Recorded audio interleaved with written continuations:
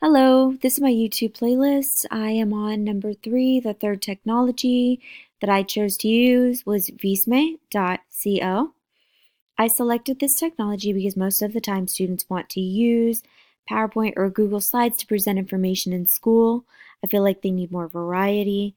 Visme.co is another tool where students can build visual storytelling boards, posters, and visual aid presentations.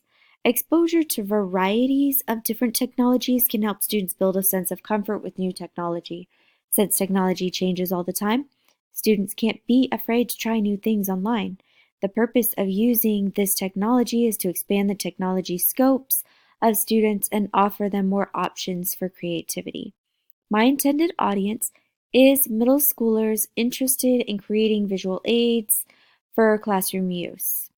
One of my strategies as a teacher is to mix class goals with technology use, especially since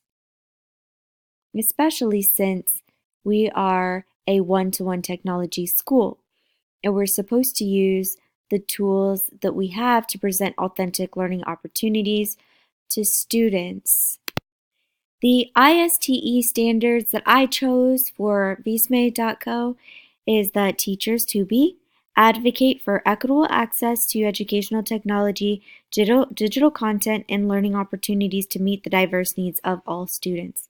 I also chose the ISTE Computer Science 2A I plan and teach computer science lessons/units using effective and engaging practices and methodologies.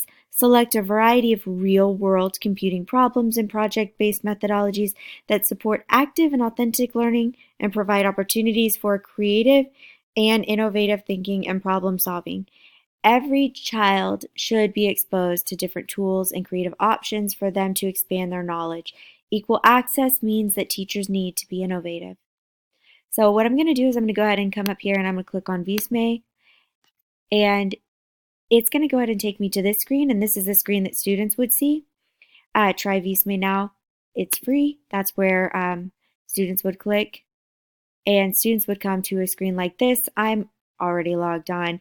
They can log in through Google, or they'll have the option to log in through their student email. I usually, if I think that they might not be able to log in through Google with their school account, I'll just have them enter their school account through the email access path, because it just seems like for some reason that one will go through, but logging in through Google will not go through, even though they're the same email addresses. Anyways, when they get to this screen, this is their project screen. They'll have all sorts of projects on here eventually, but we're going to go to create, and it's going to ask you about roles and stuff like that. So the students would scroll through and they would say things like student. They would go ahead and say maybe other, and setting goals, to inform or educate their audience. And then they'll get started and it'll come to presentation formats. They have tons of options. They can pick the ones that are created. They can go to documents, printables, graphics, anything like that. I think I'm just going to go to the blank one. And it'll come to a screen like this. They will enter, nope, I'm not going to watch that right now because, I don't have time. And we're going to press dog. And we're going to go ahead and say that I'm a student. So Sharon Smith.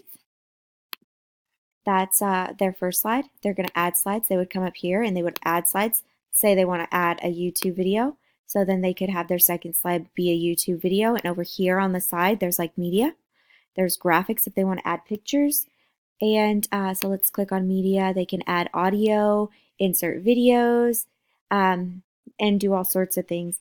This is a very good, different format from Google Slides, and students will enjoy this just as much. There's tons of different options and backgrounds and canvases and things like that that they can go ahead and use, and it's just different, and I think kids need exposure to that.